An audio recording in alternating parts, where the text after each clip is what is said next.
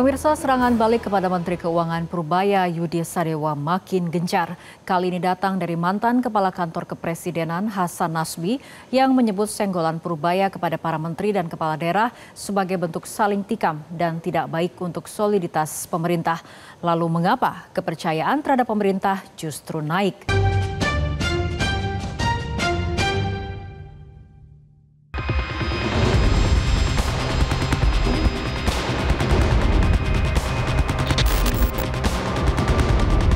Sejak dilantik sebagai Menteri Keuangan pada 8 September 2025, sosok Purbaya Yudi Sadewa tak henti menjadi perhatian, baik publik maupun lingkungan inti pemerintahan Presiden Prabowo Subianto. Gaya komunikasinya yang blak-blakan, to the point, dan berani menyenggol koleganya sesama anggota kabinet, rupanya mengusik para menteri hingga gubernur. Sejumlah menteri dan pejabat yang kena senggol Purbaya antara lain Menteri ESDM Bahlil Lahadalia terkait harga dan subsidi LPG 3 kg. Pada 2 Oktober 2025, Menkyu Purbaya menyebut berdasarkan data dari Kementerian Keuangan, harga ekonomi asli LPG 3 kg adalah Rp42.750 per tabung dan setelah subsidi sekitar Rp30.000. Maka harga bagi masyarakat menjadi Rp12.750 per tabung. Bahlil merespon cepat dengan sindiran bahwa data tersebut salah baca atau belum divalidasi oleh Kemenkyu, menandakan ketidaksetujuannya atas metode atau angka yang dipakai oleh Purbaya. Keesokan harinya, 3 Oktober, Purbaya menyatakan akan melakukan verifikasi ulang data. Menkyu Purbaya juga berpolemik dengan Ketua Dewan Ekonomi Nasional Luhut Binsar Panjaitan. Luhut mendorong pembentukan Family Office sebagai bagian dari strategi investasi jangka panjang, sedangkan Purbaya menolak penggunaan APBN untuk itu karena menganggap bukan prioritas fiskal. Soal wush dan utang kereta cepat, Purbaya menolak bahwa APBN digunakan dan menyarankan mekanisme yang berbeda. Hal ini berbeda dengan agenda yang melibatkan Luhut. Kedua orang yang pernah menjadi atasan dan anak buah itu kemudian tertangkap kamera tidak saling sapa di sidang kabinet. Publik menangkap itu sebagai ketegangan atau setidaknya jarak komunikasi publik antara kedua tokoh. Namun Purbaya menegaskan bahwa hubungan antar pribadi baik-baik saja. Purbaya juga terlibat polemik dengan Gubernur Jawa Barat Deddy Mulyadi.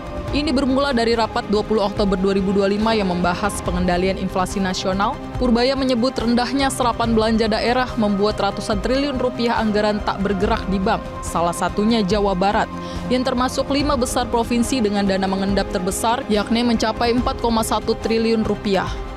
Gubernur Jawa Barat Deddy Mulyadi memberi respon sengit dengan Menteri Keuangan untuk membuka data dan faktanya daerah mana yang menyimpan dana dalam bentuk deposito.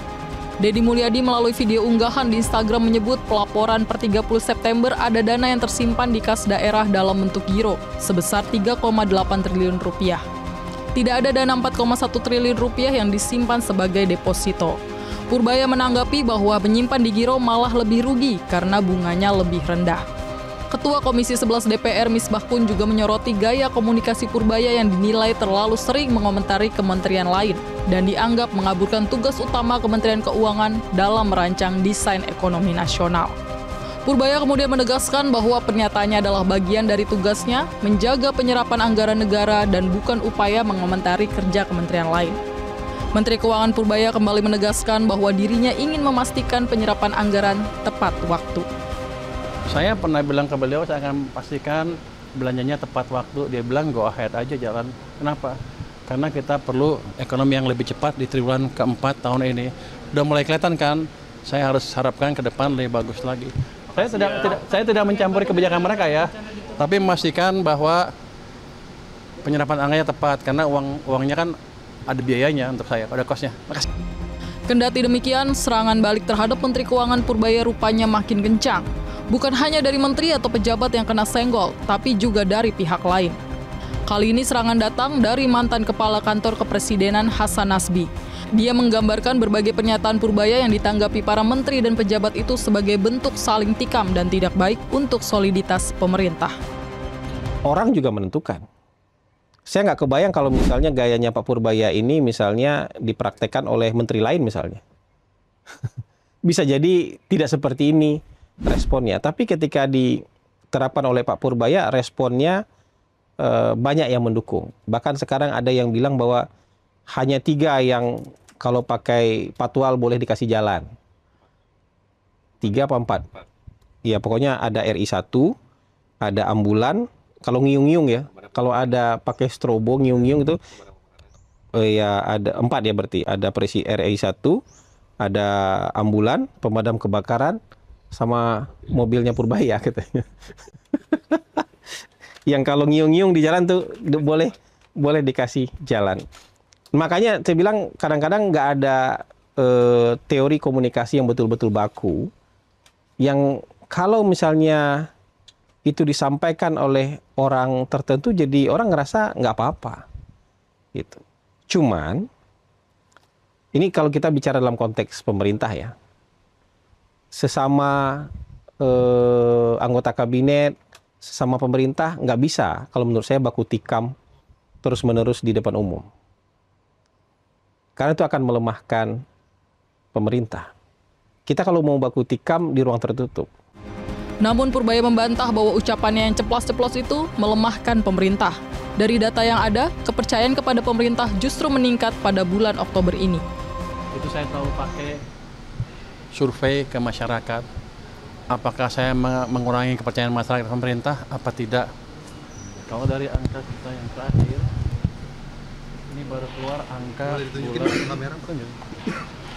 bulan survei bulan Oktober dari dulu, dan data kata misalnya di surveinya dilakukan oleh LPS. Ini indeks kepercayaan masyarakat ke pemerintah. Kalau jatuh seperti ini keadaan buruk. Kalau sana bagus. Ini kemarin waktu bulan September, Agustus September itu turun terus, Juli, Agustus September turun terus ke titik terendah sini. Inilah terjadi banyaknya demo. Tapi setelah kita lakukan kebijakan yang mungkin untuk bagian kalangan agak drastis, agak ceplos-ceplos, tapi ini berhasil mengembalikan sentimen masyarakat ke pemerintah. Justru ini levelnya sekarang udah level sama dengan ini. Jadi sudah stabil lagi. Jadi stabilitas pemerintahan amat baik di mata masyarakat. Kecuali di mata orang itu ya. Kenapa? Karena daya belinya juga membaik. Ini daya beli itu yang ini. Ini kepengen konsumen nih, turun. Karena ekonomi buruk, ketika ekonomi bagus, ini ke sana, naik lagi. Ini sama ini ada korelasinya. Ketika ekonomi buruk, mereka nggak suka pemerintah. Makanya banyak demo besar-besaran. Tapi ketika mulai balik, mereka juga senang ke pemerintah. Jadi sepertinya saya cowboy. Tapi yang saya lakukan adalah mengembalikan kepercayaan masyarakat ke pemerintah. Itu juga atas pemerintah Bapak Presiden. Jadi saya nggak berani gerak sendiri. Jangan dianggap saya cowboy, saya hanya perpanjangan tangan dari Bapak Presiden, kira-kira begitu. Dengan versi yang lebih halus malah. Ya, sentimen publik ke pemerintahan Presiden Prabowo memang menuju tren positif. Begitu juga dukungan publik kepada Purbaya juga positif. Sempat menjadi sasaran serangan netizen karena mengkritik tuntutan rakyat 17+8, Purbaya kini justru memanen dukungan karena langkahnya dinilai bisa memberi harapan untuk perbaikan ekonomi. Tapi, dukungan publik dan Presiden tidak menjamin posisi Purbaya aman. Serangan balik ke Purbaya yang makin gencar, terutama dari pejabat dan mantan pejabat yang tidak nyaman dengan langkahnya, bisa jadi akan membesar. Dan bukan tidak mungkin akan merepotkan langkah Purbaya.